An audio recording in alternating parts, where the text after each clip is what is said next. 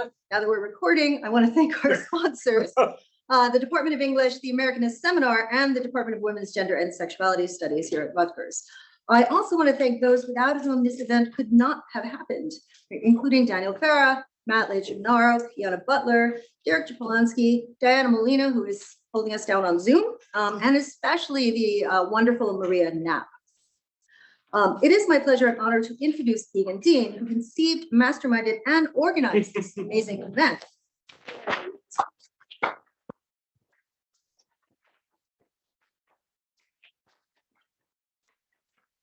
Egan is a PhD candidate in English with a certificate in women's gender and sexuality studies. Egan's dissertation, The Uses of Gender, Literary Gender as Political Instrument in the 19th Century US, is a nuanced intersectional reading of the inseparability of gender from the sites from which it emerges. Egan is the author of several articles based on this work and more, including Androgyny and Desire, Fuller, Howe, and Fractured Trans Archives, which is forthcoming in the journal Legacy, Women in the 19th Century and the Anti-Politics of Reprinting, 1845 to 1992, which is forthcoming in the journal ESQ, and The Gaze, the Glance, the Mirror, Queer Desire, and Panoptic Discipline in Nella Larson's Passing, which was published in 2019 in the journal Women's Studies. He's the winner of several awards, including the Houghton Library Research Fellowship at Harvard University last summer. And last year, he was the Society of Early Americanist Junior Scholar of the Month. Please join me in welcoming Egan.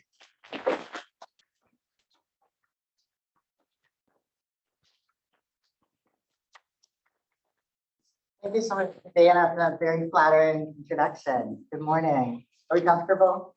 Yes. Yes. Thank you for joining us for the Trans 19th Century. My name is Egan Dean. I'm honored to co-organize this symposium with Dr. Dana Luciano. Today, we think together about the history of the United States with a particular focus on how transgender lives and stories cut across the nation's structures of racial, colonial, gendered, and class power in the long 19th century. We began planning this symposium last year, and I feel that its importance has only become more urgent as anti-trans and anti-queer legislation across the US has exploded. I often feel that there's something high stakes about doing 19th century trans history that echoes some of the anxiety that one might feel in the modern gender clinic. You are typically asked at a gender clinic to offer some legible history of yourself as a trans person, to denounce your assigned gender by giving a history of your past, particularly childhood, discomforts, and failures at it.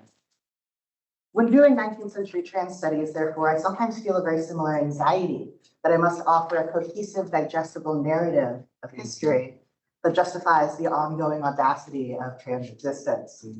This effect can extend to trans folks who cannot access or who refuse the clinic, because much of the cultural and legislative hostility against trans people is predicated on the counterfactual claim that transness is somehow new. The exuberant multiplicity of trans history, however, exceeds and confounds institutional demands for such easy teleologies. The 6 excellent papers we have convened today take important steps both toward building deeper genealogies of transness while rejecting the historical apologia demanded by the clinic or the senator. These papers ask us to reconsider how we periodize trans-American history and how we describe the historicity of an often underground subjectivity and a constellation of lives and practices which have traveled under many different names. They demand a deeper accounting of the racialized uses of gender in the US and point to the role of print discourse in these lives. I'm excited to start with these 2 papers from Heaney and Kadji, Amin, which cast a sharp eye on the methodology of historical trans studies and ask us to think critically about both existing and emergent structures for thinking about transness through time. I'm very pleased to introduce our first 2 speakers, Dr. Kadji Amin and Dr. Emma Heaney. We're actually going to reverse order. Emma Heaney is a scholar of comparative literature, feminist studies, and trans studies. She's Associate Director and Clinical Assistant Professor in the XE program in Experimental Humanities and Social Engagement at NYU. Her first book is The New Woman, Literary Modernism, Queer Theory, and Trans Feminine Allegory. Her forthcoming edited collection, Feminism Against Cisness, gathers essays by trans studies scholars that demonstrate the potential of feminist critique, freed from the ideology that assigns sex-determined sex experience. Dr. Kadji Amin is Associate Professor of Women's Gender and Sexuality Studies at Emory University. He is the recipient of a Mellon Postdoctoral Fellowship in Sex from the University of Pennsylvania and a Humanities Institute Faculty Fellowship from Stony Brook University. His book, Disturbing Attachments, Janae, Modern Pederasty and Queer History, won an honorable mention for Best Book in LGBT Studies from the GLQ Caucus of the Modern Language Association. He is currently at work on a second book, Transmaterialism Without Gendering. A round of applause.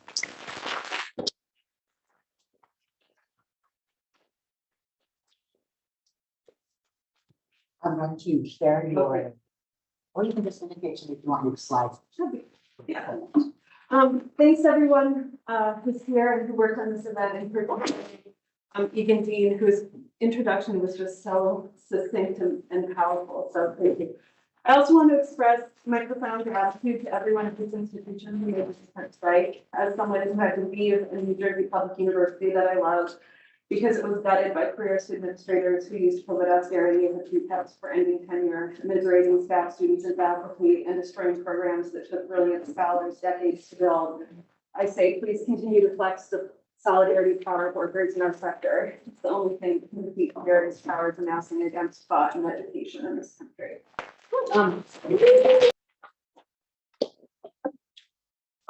So I want to begin with an epigraph. Thank you. You've convinced me that trans mistakes are very much alike, said Louise Lawrence to Alfred Kinsey in a 1949 letter. In November of last year, the historian Jules Bill Peterson, some of you may be familiar, asked me, what do you mean by trans femininity? The question was prompted by my preceding talk, which posited the genealogy of trans feminine literary representation from the late 19th century decline of the dandy through early 20th century depictions of irrepressible femininity of male-assigned literary characters, to the sissies and fairies that populate the margins of novels in the 1920s and 30s, to the fixation on trans women in post-Stonewall avant-garde art. Gil Peterson's question is necessary. What do I mean by trans femininity in this sense in my period of study from the mid-19th century to the mid-20th? And how can the answer to this historical question serve trans methods? My contribution today responds to these questions to attempt to clearly articulate what my work has to offer the study of the trans 19th century in the so-called United States. So first to the historical question, of course, as we all know, Joanne Meyerowitz first narrated the historical emergence of trans femininity back through surgical innovations of the 20th century and the sexological diagnostic categories that precede and form the medical approach that connects trans femininity with procedures and hormonal regimens that were first developed to address other medical issues without trans applications in mind. Many scholars then wrote against the grain of this approach to ground the historical emergence in vernacular trans feminine individual accounts, mostly from sexological case studies, and collective histories, mostly from records of criminal punishment. But beyond recovery of these vernacular forms of trans feminine identity, individual and collective, what I find necessary for understanding the 19th century consolidation of trans femininity is an account of how cisness emerged as a regulatory ideology. My thesis here is that the long 20th century is the period in which non-cisness, as an exclusively racial, colonial, and class order, readjusts to incorporate the reality that same-sex activity and gender forms irreconcilable with emerging bourgeois gender norms were not only present in white metropolitan bourgeois elites and declining aristocratic cultures, but were in fact central to them, from Oxbridge colleges to the last German imperial court. The homosexual and the invert then moved from being a sort of stage of development for otherwise normal boys or a criminal condition to being individual aberrant contradictions within white and bourgeois populations that compose an atavistic force connected to the perversions of the racialized, colonized, and proletarian. Trans femininity in the United States and Western Europe during this 19th century process became two things. One, it continued as a real social collectivity formed by social practices and economic structures that predated the apprehension of non-cis femininities by medical science. That is, scenes of mollies, malls, fairies, feminiellos, organized around scenes of sex work and other precarious feminized employment. This continued relatively unchanged. But via its incorporation into bourgeois medical science and adjacent social sciences. The social category also takes on the status as the most visible example of the violation of the modern dictate of cisness. My first book read the effect of this process in modernist fiction and subsequent theoretical formulation. Today, I want to spend some time thinking about how this process occurred in the 19th century and the ways its effects can be read in more subtle ways than in the sort of gross, obvious literary and conceptual installations of trans women that my first book read. So, historical points. The key thing to understand about this idea of non-cisness as a racial, colonial, and class order is how diverse this operation is based on place. What draws together the following 19th century examples is their common contribution to the conference of cisness as an attribute of the dominant cultural group, which of course varies by location, by place as well. So first we can look at the case of the Indigenous Americas and the colonial project against Indigenous genders that against genders that contemporary Indigenous communities and thinkers refer to with the contested umbrella term Two-Spirit. In Spaces Between Us, Scott Lord Morganson provides examples from 3 Indigenous nations. First, he recounts the story of Oshtish, a Crow Bote who lived from 1854 to the late 1920s and became a focus for the U.S. Department of the Interior's Bureau of Indian Affairs Crow Agency's program to, quote, target Bote for gender and sexual re-education. The tactics of this program were to, quote, incarcerate the Bote, cut off their hair, quote, make them wear men's clothes, and force manual labor. Crow historian Joe Medicine Crow recounts the community response to U.S. Indian agents who targeted Crow Bote in 1890, cutting their hair and forcing them to wear trousers, quote, but people were so upset with this that Chief Pretty Eagle came into the Crow Agency and told the agents to leave the reservation. This communal resistance reflects the position of Bote as part of Crow social life and resistance to colonizers' gender regulation as Indigenous resistance to war. Morganson periodizes the success of the substantial suppression of Bote life within Crow communities as occurring by the 1920s and 30s, with the gradual transition of the regulatory violence from white agents of the American government to what he calls Christianized Indians, who spread the idea of cisness among Native communities. One anecdote to illustrate the end of this process in another Native context comes from a Navajo woman, again in Morgan's book, who was taken to the Carlisle Indian School as a child in the 1930s. Her cousin, Anadle, a Navajo Two-Spirit identity, was also taken there. Since they dressed as a girl, school officials placed within the girls' dormitory, but then following a lice infestation, the white teachers stripped and scrubbed all the girls and were upset by this cousin's body, so they sent them away, and the family never knew what happened to them. So other sources confirm similar processes and timelines across the Indigenous Americas and Polynesian islands. Morganson traces the origin of the conceptual enclosure of gender by cisness back to, quote, 16th century Spanish, French, and British encounters with Native cultures, which produced the category berdage, the colonial category berdage, which allows Indigenous genders more for suppression and eradication.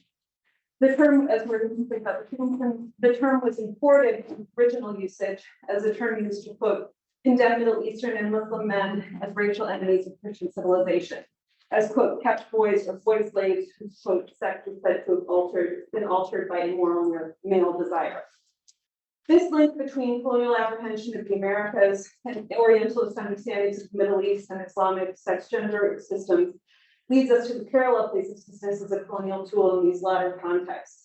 Sina Najmabadi's work on Qajar Iran, the period that corresponds exactly with the long 19th century, demonstrates that the modernizing process of disappearing the categories of Amrad and Mukana, boy beloved, who are central both to classical Persian and to pre-Qajar social structures of Eros from cultural view, the disappearance of these types, was required to, in Najmabadi's terms, heteronormalize Iranian culture as one of the necessary components of achieving the pyramid.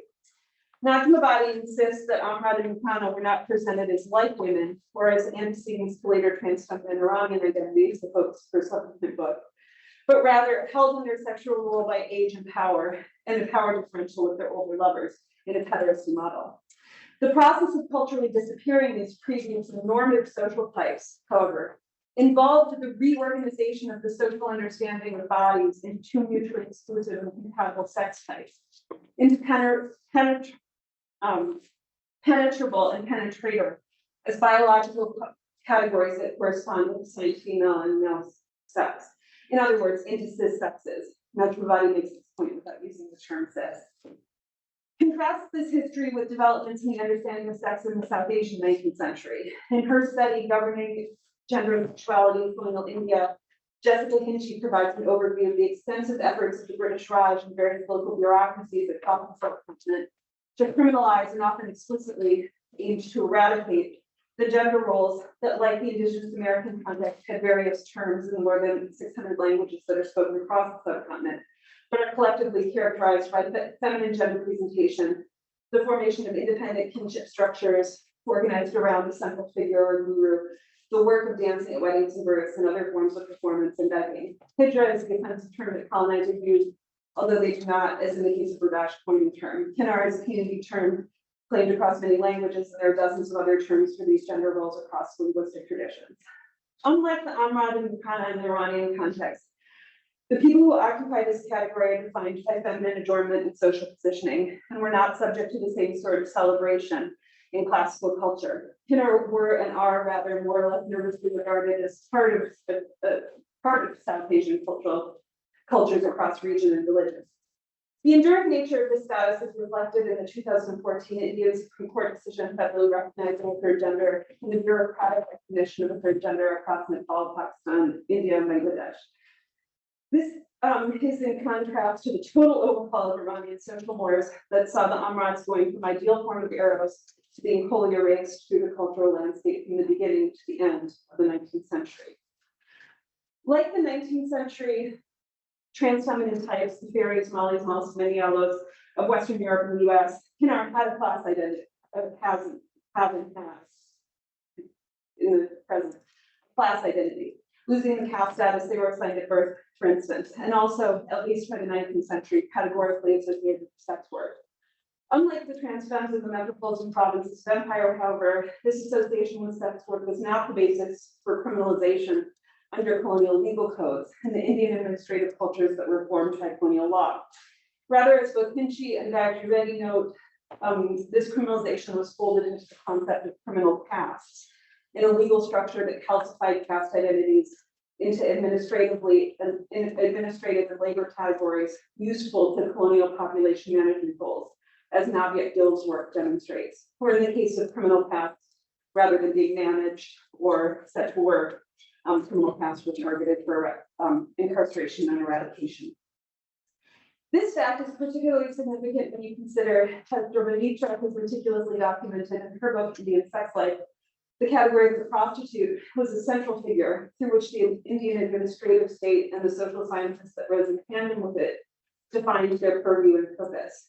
Despite the centrality, Kinar were effectively not targeted by the laws and scholarly analyses that saw the prostitute as a catch-all sociological category for all women deemed incommensurable with colonial bureaucratic management of Indian populations, which included widows, unmarried women, religious minorities, low-caste women, and many more, depending on what population of women needed to be criminalized or managed.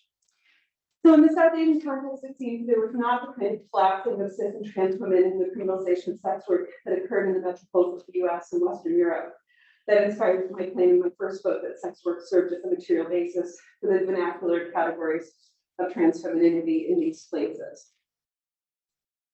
In his 2021 book, Transtopia, The Sign from the Pacific, Howard Chiang documents the understanding of non-cisgender identities under the rubric of monstrosity, rather than criminality or medical malady in China and Taiwan in this case, before the first decades of the 20th century. So monstrosity was the relevant category for Chiang, rather than the criminality or medical malady before the first decades of the 20th century, when elite medical discourses gradually replaced this monstrosity frame with the concepts of intersexuality and transsexuality. Chiang focuses in particular on the social type of Renyo and Union people as part of the basis for a theory of the transtopian continuum that proposes, quote, the fluidity of transness over a narrow diagnostic narrative formed by histories and contemporary realities of Western Europe and the United States. Certainly, the diversity of the historical processes addressed here confirms the necessity of such a framing. And again, this is only a small comparative sampling of the many iterations of 19th century bourgeois and colonizing cultures overhauling to consolidate cisness as an empirical and transcultural basis for sex through the identification and disavowal of myriad racialized and proletarian non-cis gender identities. Or Higgett and let's see.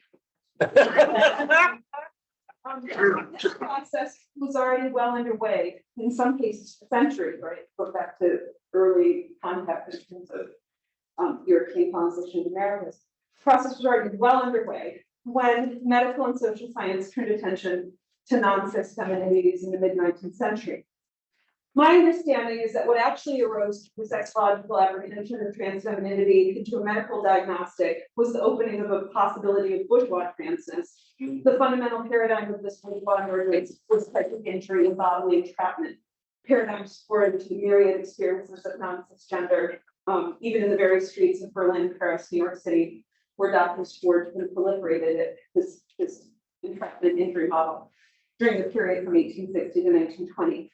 This process hinged on the disarticulation of sexual object choice, the way sexual practice territorialized the body into sexes, regardless of assigned sex, and resulting gender role to sex as a biological attribute, subject to the endocrinological and surgical reassignments we get to the 20th century, but always working from a baseline of biological fact.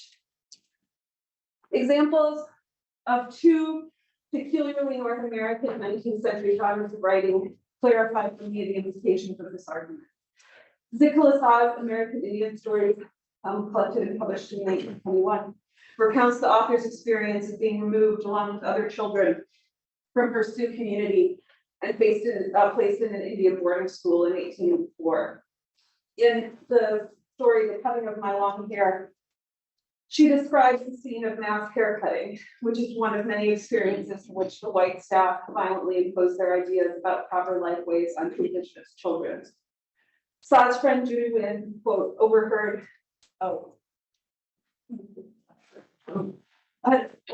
the pale-faced woman talk about cutting our long, heavy hair.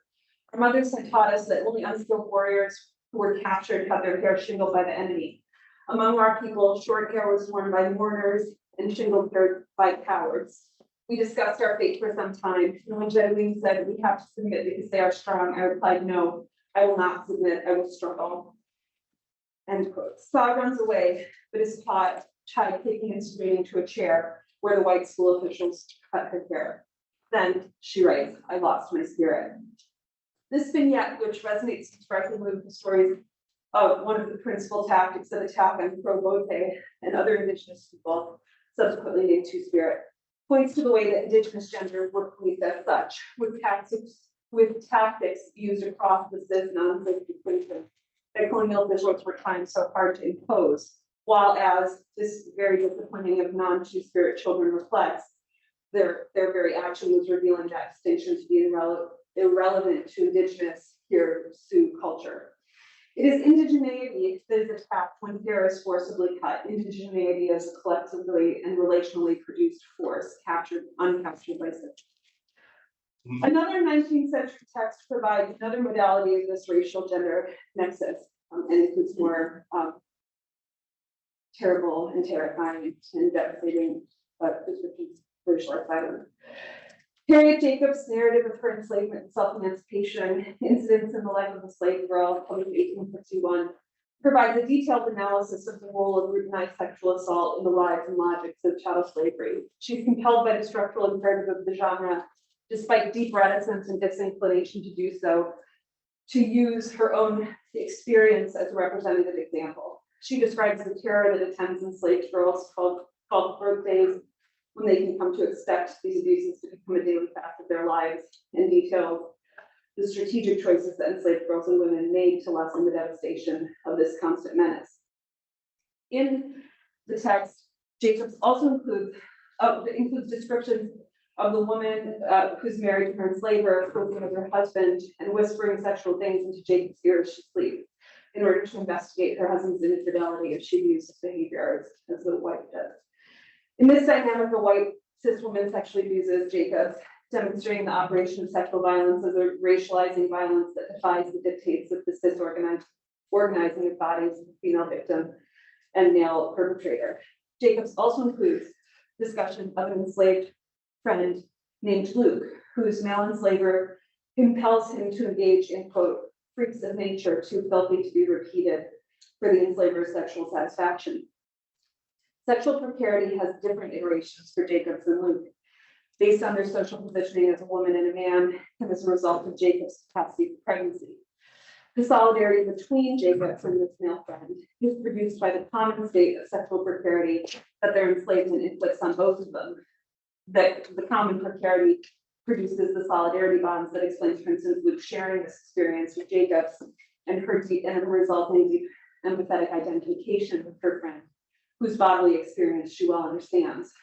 There's a bond that cuts across cisness, demonstrating the transversal relation in C. Riley Thornton's terms between Blackness and sex. And as Black on both sides demonstrates, the history of gynecological research in the 19th century US reflects exactly this holding of Black people outside of the dictation of cisness when and where that exclusion becomes convenient for white supremacist social structures. Okay. When not mystified by an ideology of cisness, we can understand sex not as binary relation between two opposed abstractions, but rather a field of relational dynamics ordered both in their violent and in their solidarity-ridden iterations, ordered by patriarchy, white supremacy, and class social relations, and coloniality. We can understand the experience of bodies in ways that are much more difficult to access, the more bound one is to cisness. So I'd like to turn to a pairing of 19th century and contemporary examples of art that come out of the fact that the ideology of cisness did not and could not capture trans femininity, even as it constituted the social category in the West, in the US and the West. So the first example of art are these portraits that the trans woman Jenny June included in her autobiography, which was published in 1918, but written before and documents experiences fitting into the 19th century, mostly the 19th century. These portraits emphasize a body composed on its own terms, emphasizing hippiness, flesh. The portraits of Jenny June accentuate the positive, presenting the folded bosom and tummy. She composes her body, the legs gathered to the side and beneath like a girl riding side saddle or a fawn folded in on herself.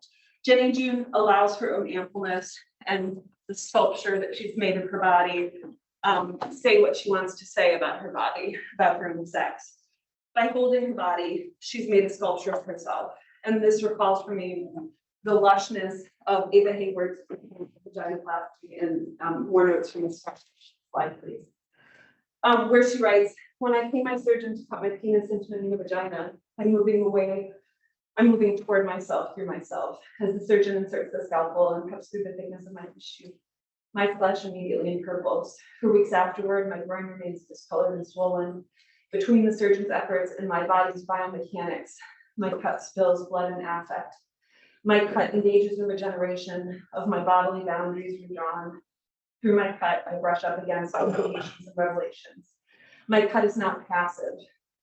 Its very substance, materially and effectively, is generative and plays a significant role in my ongoing materialization. My cut is of my body, not the absence parts of my body. The regenerative effort of my cut is discursive. My transfiguring cut is a material discursive practice through which I am of my body and my trans self. My cut is generative within material limits, but not with affective fixity. My tissues are mutable insofar as they are made of me and propel me to imagine an embodied elsewhere. To return to the Louise Lawrence epigraph, which we recall, you've convinced me that no two transvestites are very much alike. The difference in experience between Jenny June and Ava Hayward is point. But the project, to point to Louise Lawrence's entire life work of connecting and forming trans femme solidarities, the similarity is the point too. While, quote, no two transvestites may be very much alike, the collectivities formed by transmisogyny are internally different.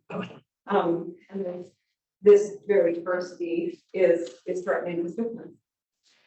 But, and this is my parting plane, trans femininity after the 19th century, through the very historical conditions of its emergence as a distinct social category, also becomes the cultural repository of every non-cis quality of bodies as such, meaning the ways that bodies as such are not cis. The failure of breasts or testicles or this or that organ to act in the way they're supposed to. The failure of these objects to reliably, experientially adhere to the roles assigned to them by the social structures of sexual difference to prove true womanhood or true manhood.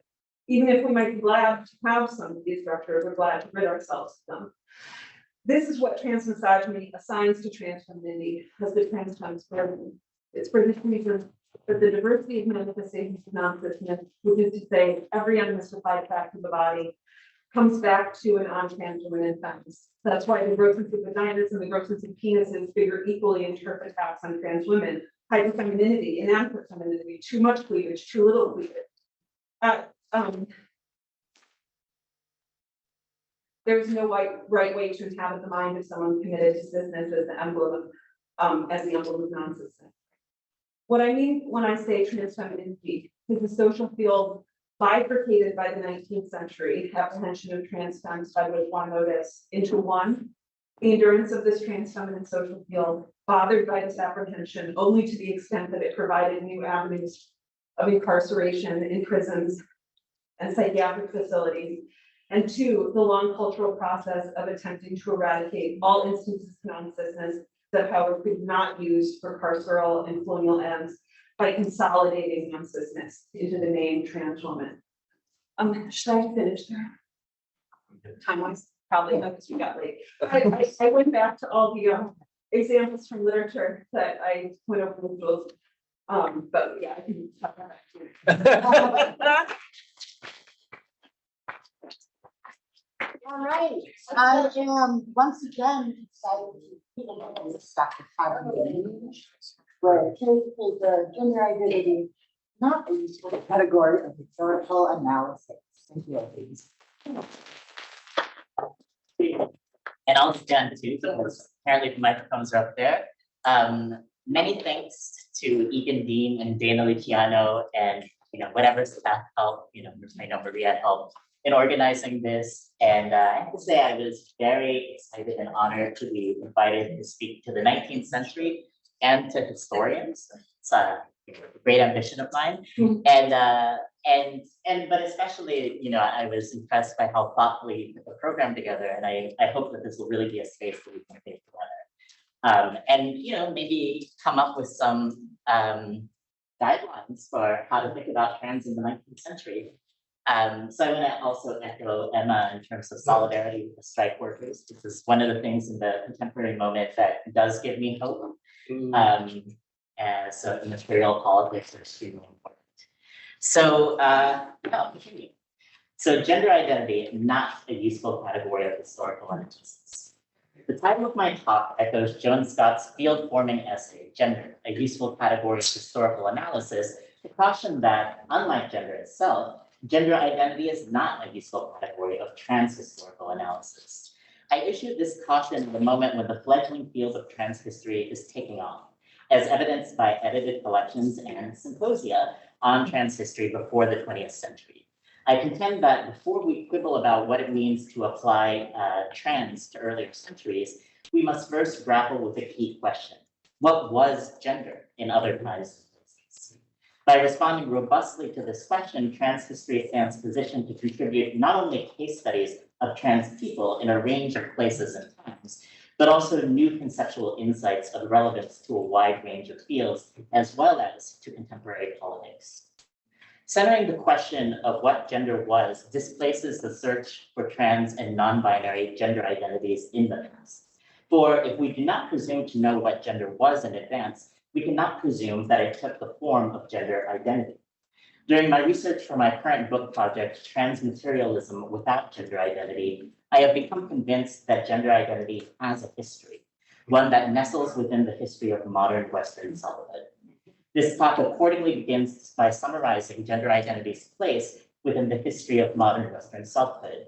It goes on to survey the historiography on female-bodied people who passed as men during the long 19th century in order to outline a program for doing trans history without presupposing the existence of a gender identity.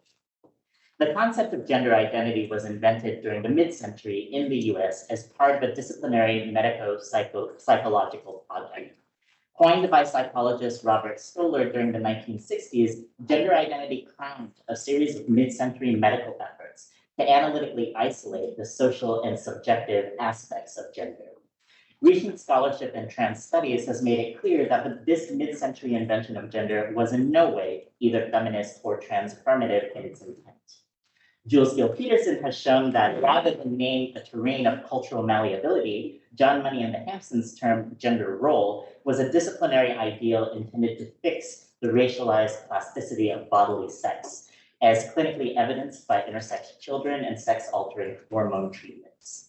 Emmett Harson-Drager's research frames Stoller's invention of the term gender identity within the mid-century field of family psychiatry. This field posited deviant gender identity as both the cause and effect across generations of deviant racialized family structures. I add to these insights the original aim of gender identity. Stoller's hope was that gender identity would offer an unimpeachable medical rationale for doctors and psychologists to restrict access to medically facilitated sex transitions. In a key passage of Sex and Gender, which was published in 1968, Stoller makes the case for the necessity of defining transsexualism not merely according to the desire for a change of sex, as Harry Benjamin, but according to the properly psychological entity of gender identity. He bases this argument on the allegation that in certain European countries, homosexual men have been allowed to access sex change technologies without fully identifying as women. These homosexual men include female impersonators, strippers, and prostitutes who allegedly transition for the purpose of career advancement, fame, and, worst of all, promiscuity. In damning wording, Stoller asserts their desire to live simply as women seems rather weak. They do not try secretly to pass as normal women. Instead, they want to be publicly known as homosexual men who have now been transformed into the appearance of women, but neither they nor their partners feel that they are women, but rather simulated. If we read between the lines here, the true stakes of the exhaustive mid-century medical attempt to definitively separate transsexuals from homosexuals becomes clear. It is a respectability and class-based attempt to separate those deemed capable of living as normal women post-transition from those who emerge from street, performance, gay, and sex economies, and to prevent the latter from transitioning. The disreputability of the latter group stems from the fact that they live their femininity wrongly, in ways that are directly and assertively public and sexual, connected to and facilitated by entire gay and street subcultures. They could not be further from real transsexual women who, as Stoller asserts, merely want to live, quote, in anonymity, in a non-promiscuous, non-prostitution, non-exhibitionistic relationship with a man. Gender identity was invented less as a descriptor of a pre-existing psychic entity than as a tool through which transsexuality and thus transsexual medicine could be made respectable. The advantage to gender identity was that it offered a scientific rationale for one of the pre-existing clinical criteria of transsexualism, that sex-affirming procedures be sought not out of any ulterior motive, such as fame, professional advancement, or much more promiscuity, but rather as mandamus. By defining transsexualism as a project of the private self, period, not as a project of the self entangled in or constrained by labor, sexuality, or sociality, gender identity had the ingenious effect of defining transsexuality in a way that reserved it for free and unconstrained liberal subjects, capable of choosing transsexuality, or at least convincing doctors that they were, for reasons of private gender alone. This amounted to nothing less than a conceptual gentrification of gender. For during the mid-century, the possibility of choosing womanhood for reasons of private gender alone would not have been a common one for trans feminine people, Given that performing as drag queens, female impersonators, and sex workers were some of the only ways to earn money while presenting as women, and that these positions provided the rare benefit of community with other trans feminine people. The ideal medical transsexual, by contrast, had never suffered the loss of class status and descent into the underworld that presenting publicly as a woman usually entailed. As a race and class project of respectability, gender identity is only the latest episode in a much longer history of privatized selfhood.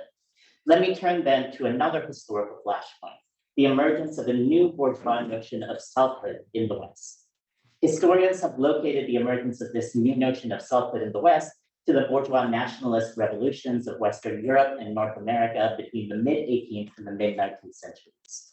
Combining shifts to law-based and representative governments, laissez-faire capitalist economies, industrialization, and urbanization, these revolutions required new sources of social order amidst what many perceived to be chaos. As old hierarchical forms of solidarity and rule and economies regulated by membership in guilds and trade corporations fell apart, a key emergent basis for social order was a new notion of the self as innate, unified, and agental. This notion of selfhood was bourgeois, white, and male, taught in the new national public higher education system to boys of the bourgeoisie. Education, leisure time, and spacious solitude were the unequally distributed material conditions necessary for the acts of interior self-reflection through which someone's innate selfhood could be perceived. The journal, the memoir, the novel, the sexological case study, and the psychoanalytic talking cure were some of the technologies of the self through which the bourgeoisie trained itself to perceive and cultivate this unique class selfhood. For during and in the aftermath of the Age of Revolution, selfhood was understood as something in which the elite had to be trained. As French historian Jan Goldstein argues, the doctrine of selfhood produced new hierarchies between the self, that is, bourgeois white men, and the unselved, women in the working classes, and at least implicitly enslaved and colonized subjects. Sexual selfhood was likewise invented as a property of the white bourgeoisie. European sexologists inculcated their mostly bourgeois patients with explicitly sexual forms of selfhood through long questionnaires that walked their patients through the process of creating life narratives with gender sexuality, because the two were really understood as a conglomerate at the time, as their driving force. The result was that some bourgeois individuals became capable of perceiving and narrating themselves as a homosexual, an invert, a fetishist, etc.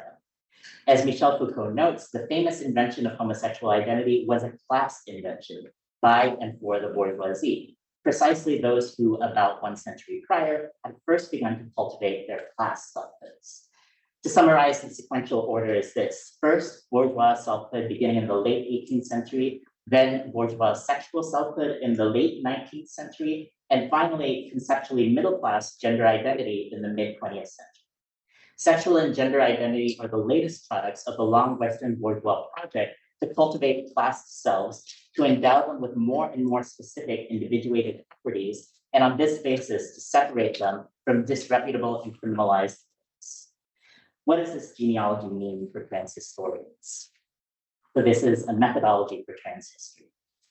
Most obviously, this means that gender identity cannot be taken as the basis of trans or gender nonconforming historical being. A driving question for historians might instead be on what basis transition or nonconforming gender was understood. This means shifting the focus from gender identity to mode of transition and inquiring into the cultural logics that allowed people to transition, that is, to become known as something other than their natal sex, before gender identity became a socially viable option. To answer this question, historians must situate their study in relation to both the understandings of gender and the understandings of selfhood operative in their context. The remainder of this talk turns to the scholarship on female-bodied people who passed as men during the long 19th century as a case study for such a version of trans history. During the 1980s and 1990s, an earlier body of historical scholarship on so-called passing women folded these figures into lesbian history by mapping them according to the coordinates of post-1970s white middle-class lesbian identity. This generation of historians combined 3 frameworks. 1, a prioritization of sexuality as primary. 2, a historically recent understanding of lesbianism as gender normative by default. And three, a feminist emphasis on the material and economic constraints on the autonomy of women in general, and women-loving women in particular. The result was a consensus that the male presentation and social role of these figures was epiphenomenal to their presumed status as women-loving women. Male presentation was demoted to being a means to an end, a courageous tactic to secure economic, legal, and sexual privileges reserved for white men, and thus to make courtship, partnership, and even marriage with women possible. More recently, contributions to trans history by Jack Halberstam, Emily Skidmore, and Jen Mannion have offered two major, and I would add potentially contradictory, correctives to this body of scholarship. First, they have emphasized the social role of these figures, attending carefully to evidence of how they were understood by their partners and by those within their communities. As Mannion writes, gender is relational, external, and often out of our control. Female husband narratives attest to the importance of external recognition in defining and stabilizing gender. Gendered recognition, the question of how female-bodied people were able to be understood to be men by those close to them, what details were taken as evidence of this gendering, and under what conditions this gendering could be withdrawn, or to the contrary, sustained in the face of opposing evidence, becomes a site of careful historiographic interpretation.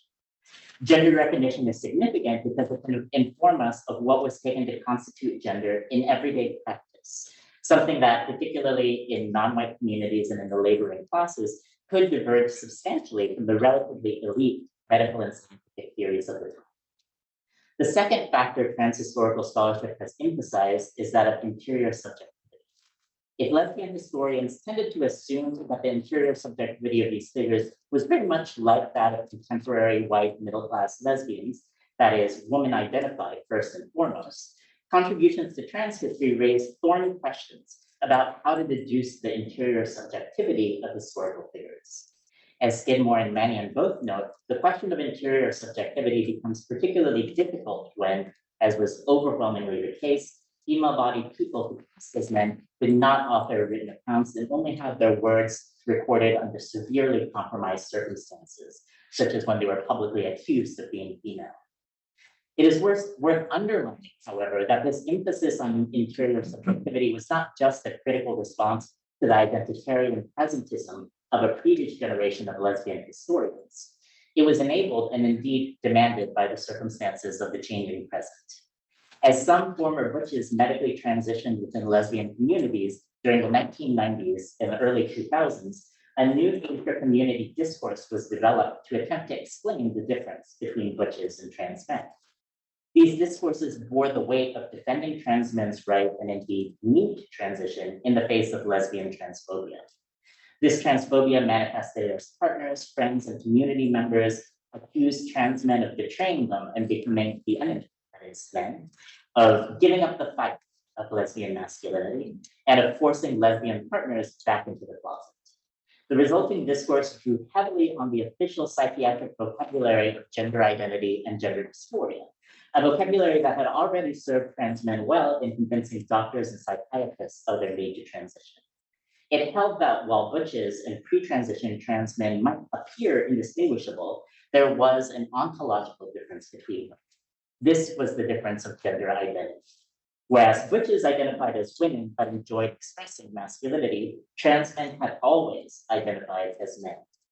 As a result of these primary gender identities, butches were said to not be dysphoric or to be only mildly dysphoric about their female bodies, whereas trans men were said to be so severely dysphoric that transition was the only option. Three things are worth noting about this discourse. First, it was a defensive discourse by white trans men seeking to explain to white lesbian communities why they couldn't simply remain butches. Trans men of color were less likely to belong to lesbian communities for whom gender was the only access of oppression and men were the primary. Outside of the doctor's office, trans feminine people placed no parallel value on either the language of gender identity or any analogous attempt to locate ontological distinctions between trans women and drag queens, transvestites, or feminine gay men. Second, this discourse relied on the authority of medical discourses, which it intensified by vernacularizing them. Third, this discourse was not entirely true. Butches and their intimates knew that some butches did indeed experience dysphoria, sometimes intensely, as well as varying degrees of male identification and disidentification with women. Likewise, some trans men did not experience intense dysphoria, did have authentic past identifications with womanhood, lesbianism, and witchness, and/or had ambivalent feelings about becoming men. During this period, when some butches were choosing not to transition out of an allegiance to lesbian and feminist partners, communities, and personal histories, the inconvenient truth was that the difference between butches and trans men was pragmatic and experiential, not ontological. It was this inconvenient truth that white trans men sought to conceal with vernacularized discourse of gender identity. Hence, when historians began inquiring into the subjective interiority, and in particular the gender identity of historical figures passing as men, they were merely operationalizing as historiographic practice what they had been told was the defining difference between contemporary masculine women and transgender men. In short, gender identity was not simply an analytic corrective to the presentism of lesbian historians, it carried its own presentism along with it. The resulting references to gender identity, to self-identification, and to subjective interiority in histories on female-bodied people passing as men, however, remain correct. They inevitably raise the usually empirically irresolvable question of how someone identified, that is, of their personal psychic relation to the categories of femaleness, manhood, and womanhood. They also raise the interpretive question of what counts as evidence of gender identity. For Skidmore, the longevity and persistence of efforts to pass as men, particularly after experiencing the negative consequences of exposure as a female, is evidence enough. Mannion, however, asks searching questions about the knowability of gendered inferiority.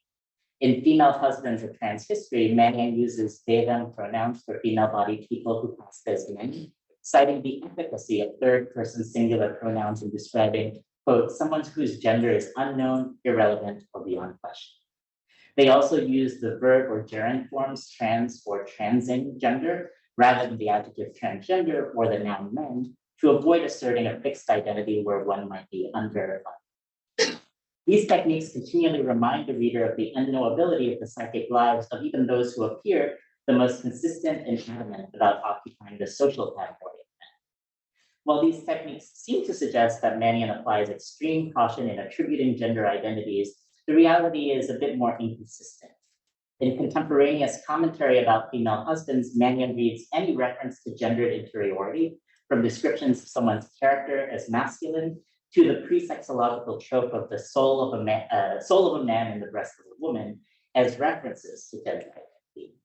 Moreover, they consistently interpret female husbands' social lives as men as cases of them, quote, embracing a male gender identity.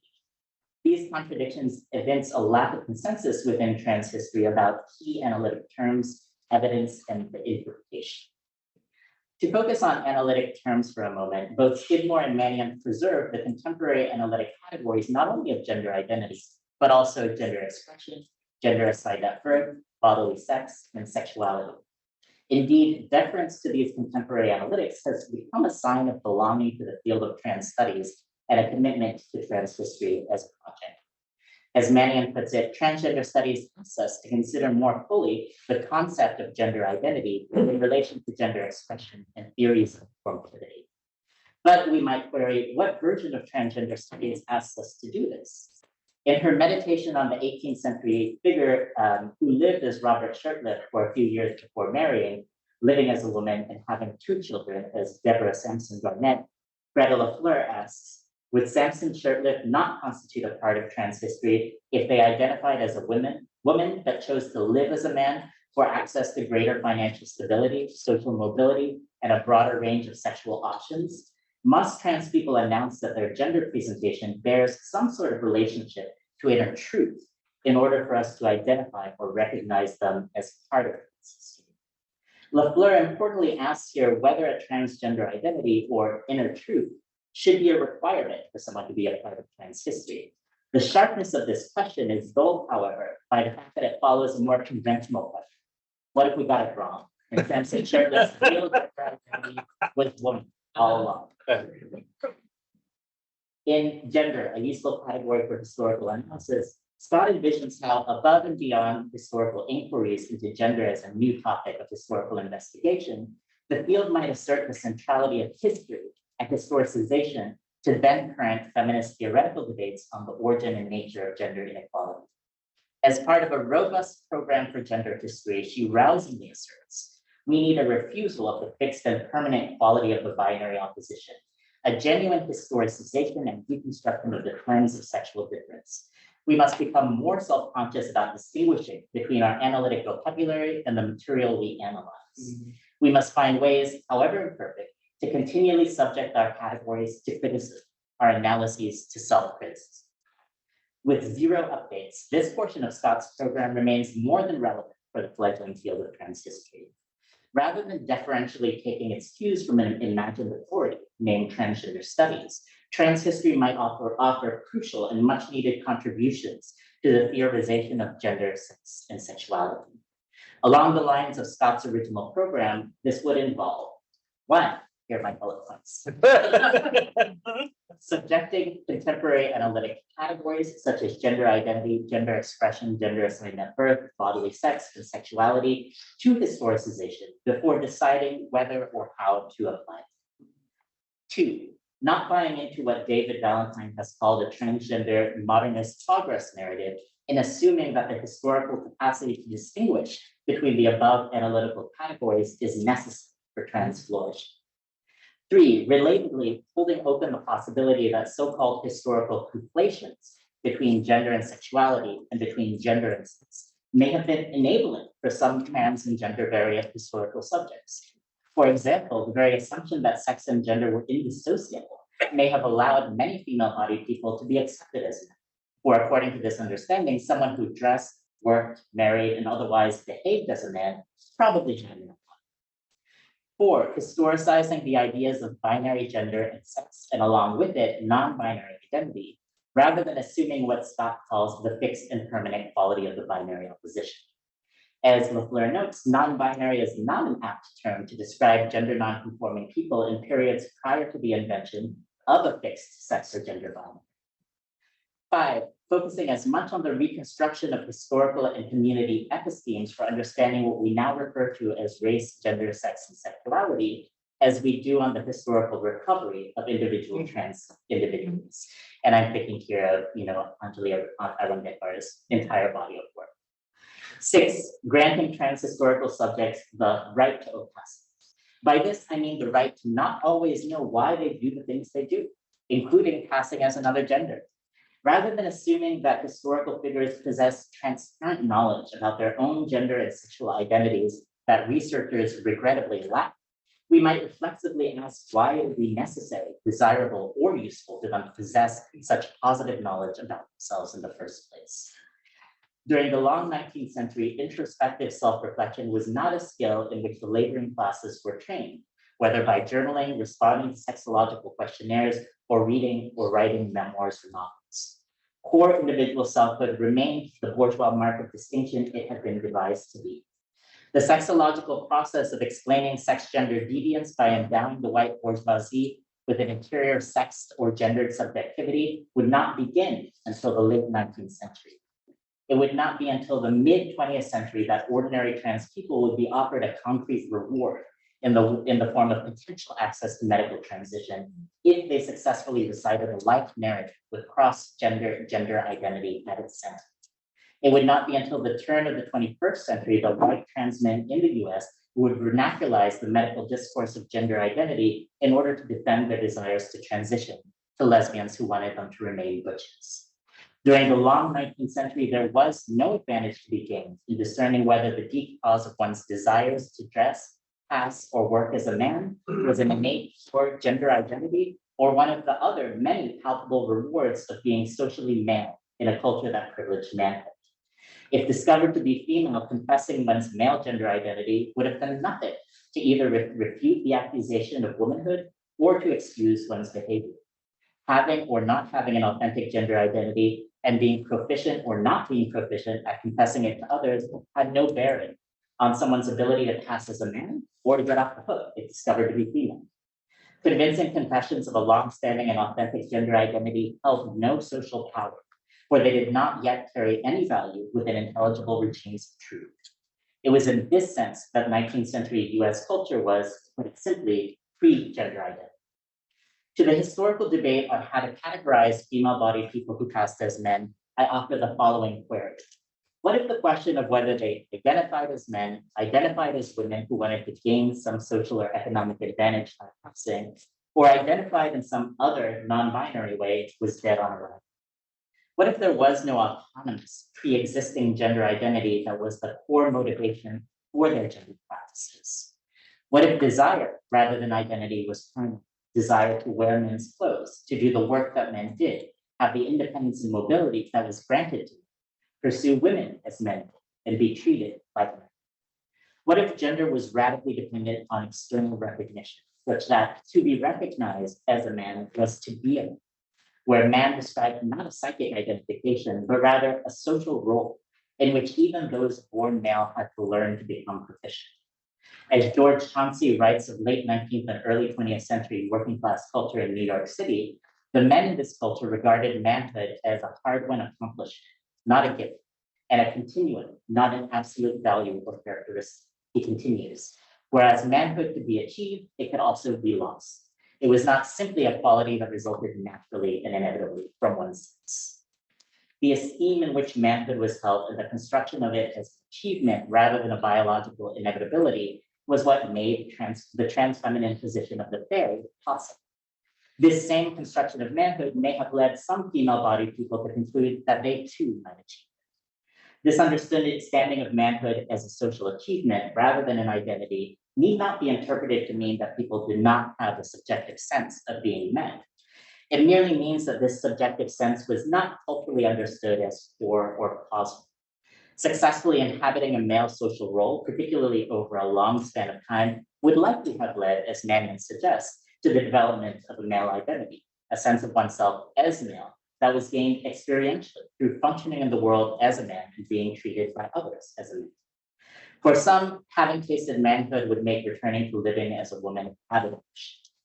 For others, such as Samson Shirtliff, returning to living as a woman and even redeveloping a feminine identification was not out of the question.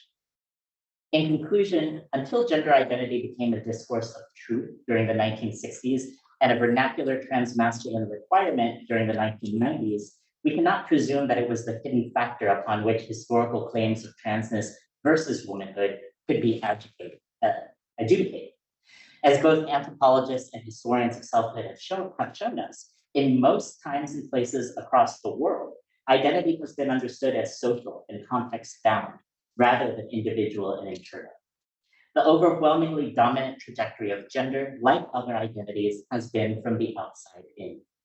If anything, this is what historians should assume, unless presented with convincing evidence to the contrary.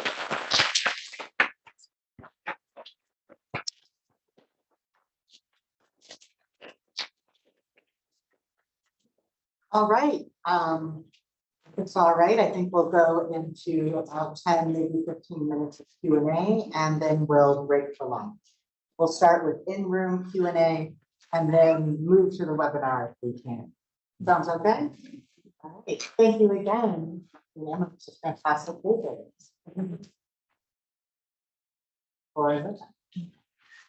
So thank you very much for wonderful papers. So I guess one thing that I see in both papers is a tension around the project, part of the project of trans studies being locating persons who in some sense could be understood, right, as trans, right, as against, as you know, Jules has argued, right, against the constant sense of trans as new, right, trans persons, right, as new, the project of history as responding to that particular sort of political conundrum. So there's that project, but then there's also an understanding of trans studies as the mobilization of trans as an analytic, and what that analytic will do completely separate from locating particular kind of persons.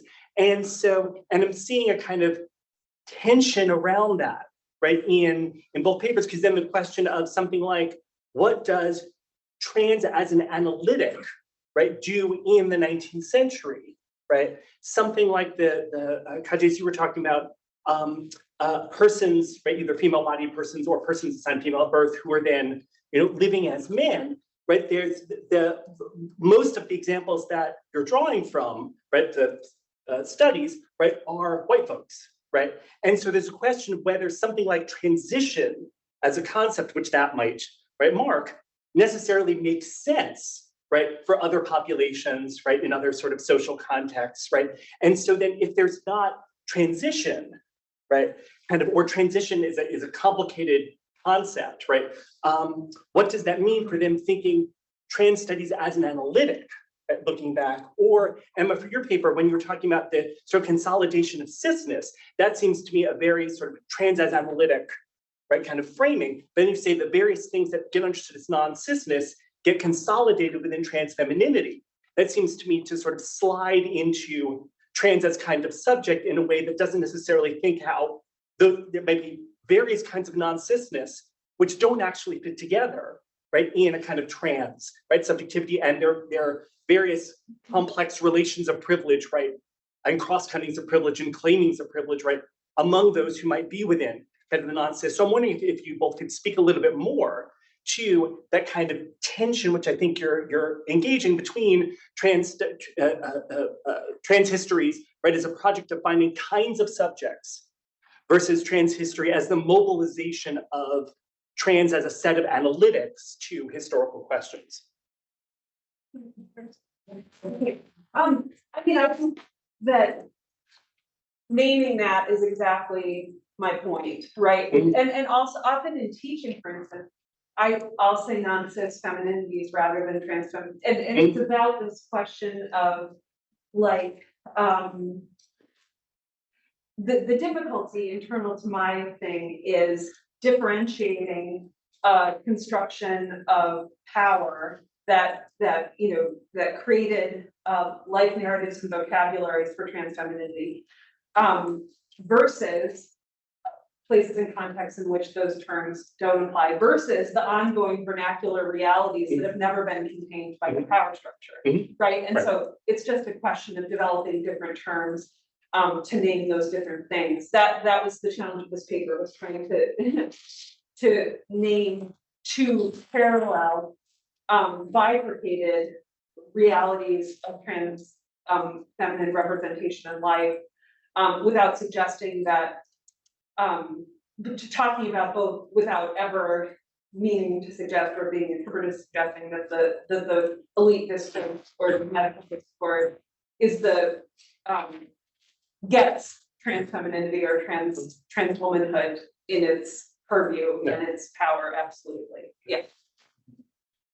Yeah, thank you, Mark. I think that what you've named is the problem of trans studies writ large, right? And I think that trans studies, anybody who works within trans studies ought to work continually against the idea of transness as what it's become known as in the past, right?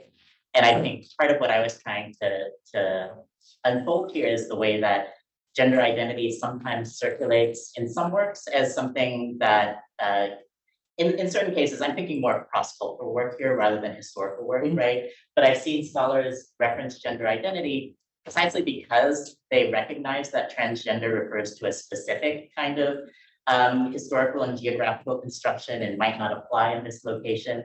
But yet gender identity then becomes the analytic that is seen as, universal and able to be seen everywhere. But yeah, the same applies to transgender or even to trans. And I think that I've thought a little bit as well as the kind of the way that fields try to perpetuate themselves by naming analytics after themselves, right? So for instance, the idea that trans studies is, insufficient if it's only going to focus on trans people or even gender variant people, and therefore we need, a powerful analytic like transing, right? Not just used with regards to gender, but with regards to anything in the world, right? Crossing anything. And I think that that's intellectually bankrupt and irresponsible. And so I think we should be very cautious about turning contemporary terms into analytics. But also it's very important to recognize that at particular historical moments, certain terms become powerful. They have these power effects, right? Or, when when they become gateways to medical transition, for instance. Or part of what I've been trying to trace is how things get vernacularized from the medical discourse and circulate as if they're purely, liberating discourses when they're very much in continuity with those medical discourses, right? So I think part of the project of trans history should be studying that entire process, like truly historicizing what has come to be known as trans today, as well as, but what you highlight is like the real problem of turning to other historical moments, right? Which is what we're doing here. And in some cases, turning to other cultural forms of gender, right?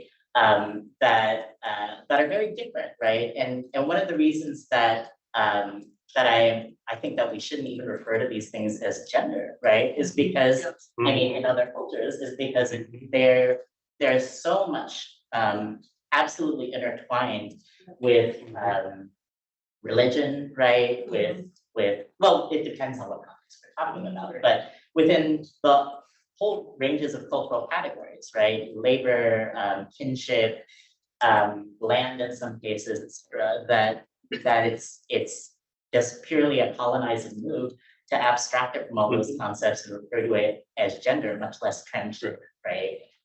So if we're going to do this kind of work, it has to be about either doing the history of how these things became known, like became recast as gender, for instance, with new gender identity laws in South Asia and things like that, right? So this has concretely become a globalizing, and I would argue colonizing process. But also, I forgot. So anyway, it's very important.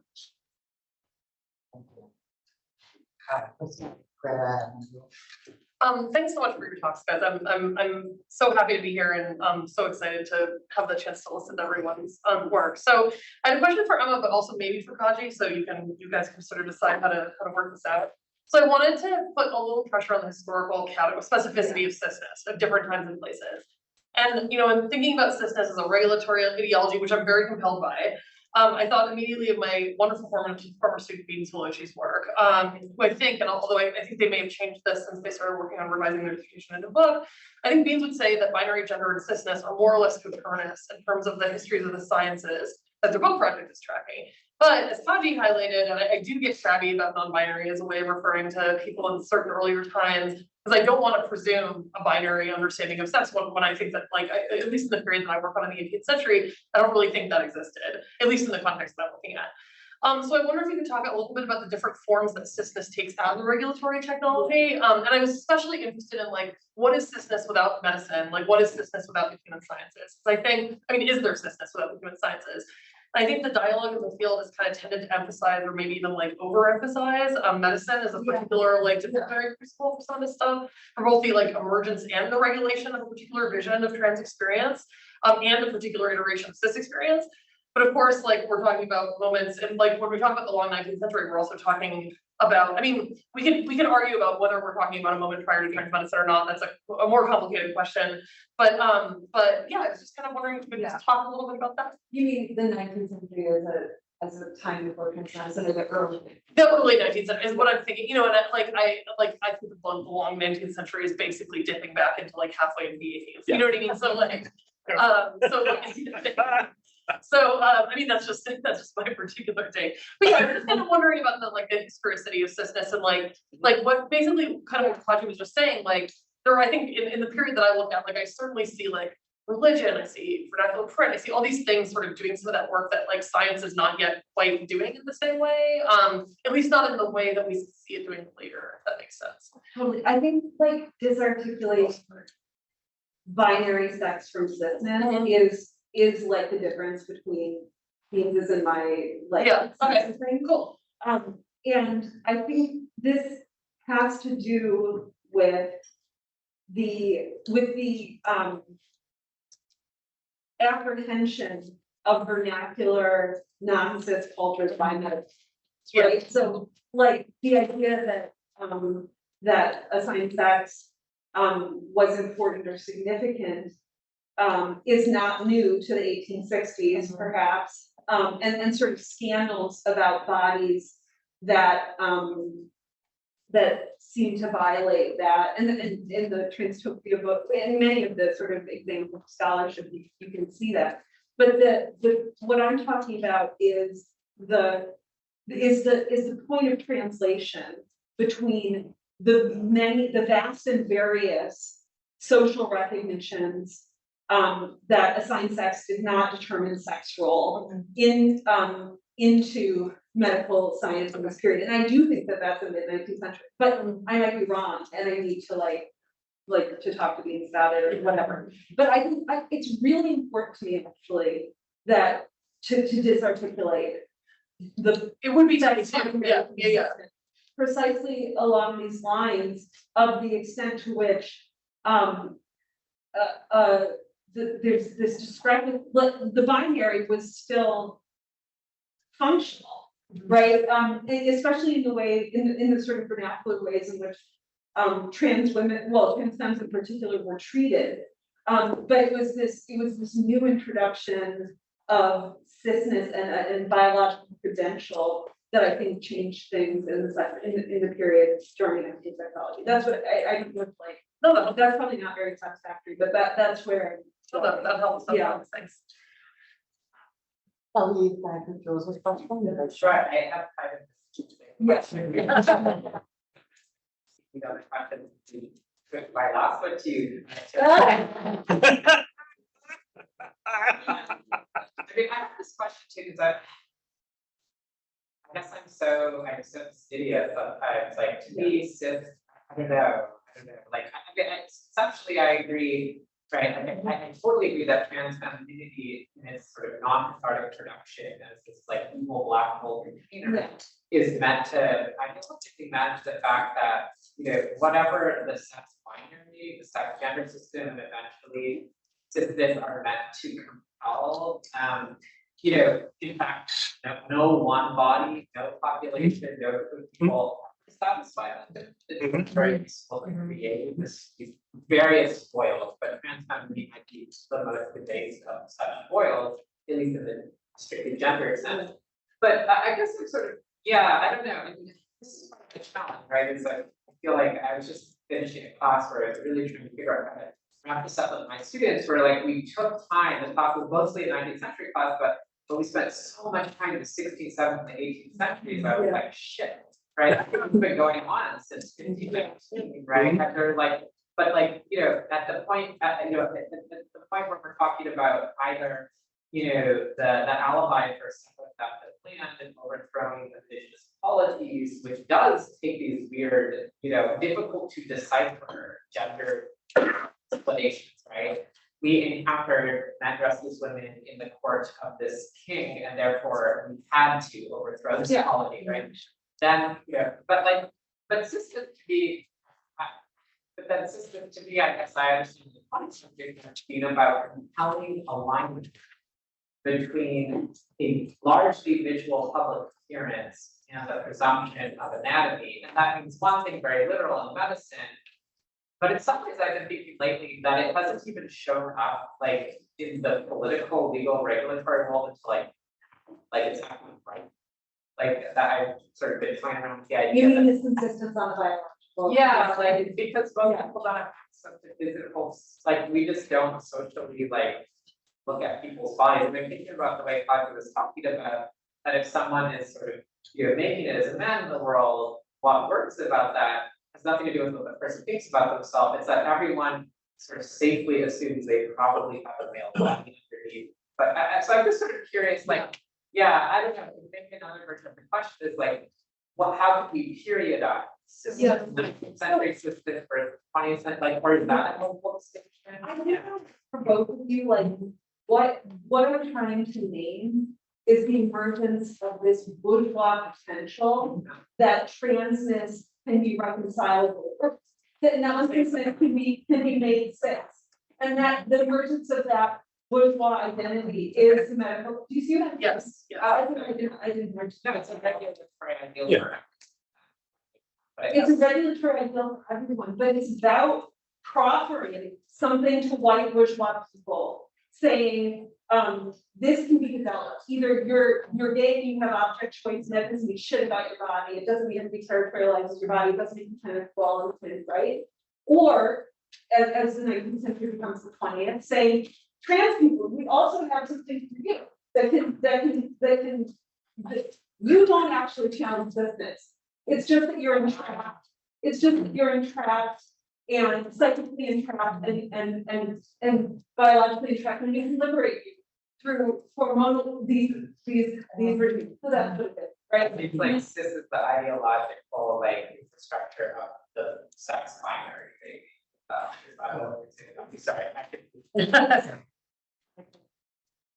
Like it creates a narrative of coherence when like. Yes, exactly.